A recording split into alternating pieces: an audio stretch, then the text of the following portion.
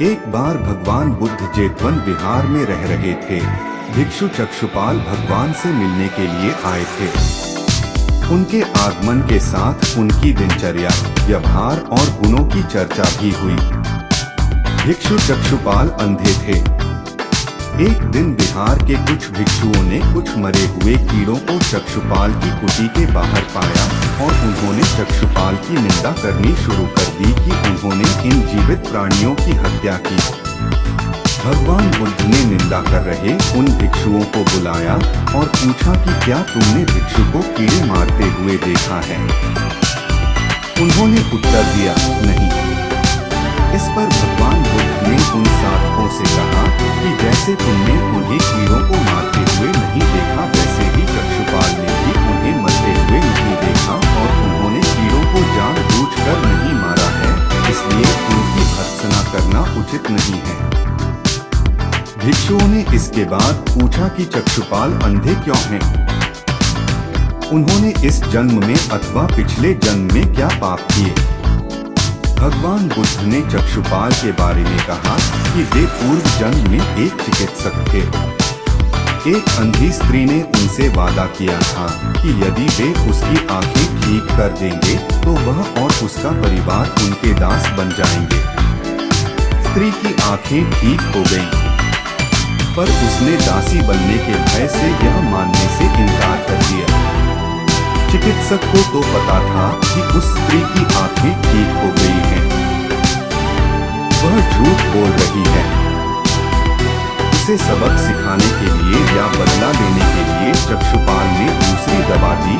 उस दवा से महिला फिर अंधी हो गई। वह कितना ही रोई थी, लेकिन चक्षुपाल जरा भी नहीं पसीजा। इस पाप के फलस्वरूप अगले जन्म में चिकित्सक को अंधा बनना पड़ा। एक बार भगवान बुद्ध अपने अनुयायियों के साथ किसी गांव में उपदेश देने जा रहे थे। उस गांव से पूर्व ही मार्ग में उन लोगों को जगह जगह बहुत सारे गड्ढे खुदे हुए मिले। बुद्ध के एक शिष्य ने उन गड्ढों को देखकर जिज्ञासा प्रकट की, आखिर इस तरह गड्ढे का खुदे होने का तात्पर्य क्या है? बुद्ध बोले, पानी की तलाश में किसी व्यक्ति ने इतने गड्ढे खोदे हैं। यदि वह धैर्य पूर्वक एक ही स्थान पर गड्ढे खोदता तो उसे पानी अवश्य मिल जाता, पर वह थोड़ी देर गड्ढा खोदता और पानी न मिलने पर दूसरा गड्ढा खोदना शुरू कर देता। व्यक्ति को परिश्रम करने के साथ धैर्य भी रखना चाहिए। एक बार भगवान बुद्ध भिक्षा के लिए एक किसान के यहाँ पहुँचे। तथागत को भिक्षा के लिए आया देखकर किसान उपेक्षा से बोला, श्रमण, मैं हल जोतता हूँ और तब खाता हूँ। तुम्हें भी हल जोतना और बीज बोना चाहिए और तब खाना खाना चाहिए। बुद्ध ने कहा, महाराज, मैं भी खेती ही करता हूँ। इस पर किसान को जिज्ञासा हुई और वह बोला, मैं न तो तुम्हारे पास हल देखता हूँ, न बैल और न ही खेती का स्थल। तब आप कैसे कहते हैं कि आप भी खेती ही करते हो? आप कृपया अपनी खेती के संबंध में समझाइए। बुद्ध ने कहा, महाराज, मेरे पास श्रद्धा का बीज, तपस्या रूपी वर्षा और प्रजा रूपी जोत और हल है। पाप भीरुता का दंड है, विचार रूपी रस्सी है, स्मृति और जागरूकता रूपी हल की फाल और पेनी है। मैं वचन और कर्म में संयत रहता हूँ। मैं अपनी इस खेती को बेकार घास से मुक्त रखता हूँ और आनंद की फसल काट लेने तक प्रयत्नशील रहने वाला हूँ। अप्रमाद मेरा बैल है जो बाधाएं देखकर भी पीछे मुंह नहीं मोड़ता है। वह मुझे सीधा शांति धाम तक ले जाता है। इस प्रकार मैं अमृत की खेती करता हूँ।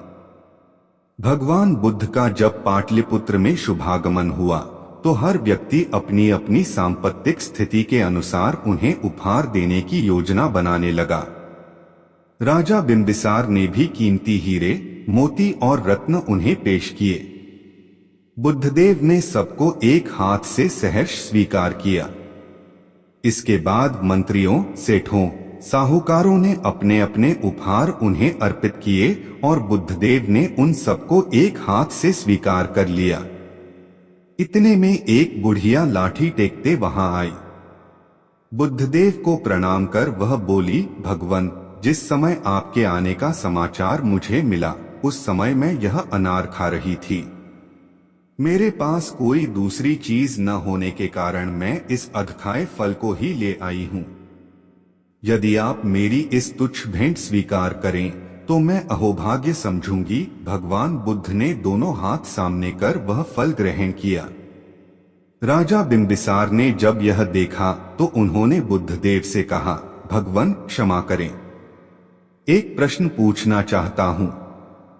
हम सबने आपको कीमती और बड़े बड़े उपहार दिए जिन्हें आपने एक हाथ से ग्रहण किया, लेकिन इस बुढ़िया द्वारा दिए गए छोटे एवं जूठे फल को आपने दोनों हाथों से ग्रहण किया, ऐसा क्यों? यह सुन बुद्धदेव मुस्कुराए और बोले, राजन, आप सबने अवश्य बहुमूल्य उपहार दिए हैं, किंतु यह सब आपकी संपत्ति का 10वां हिस्सा भी नहीं है।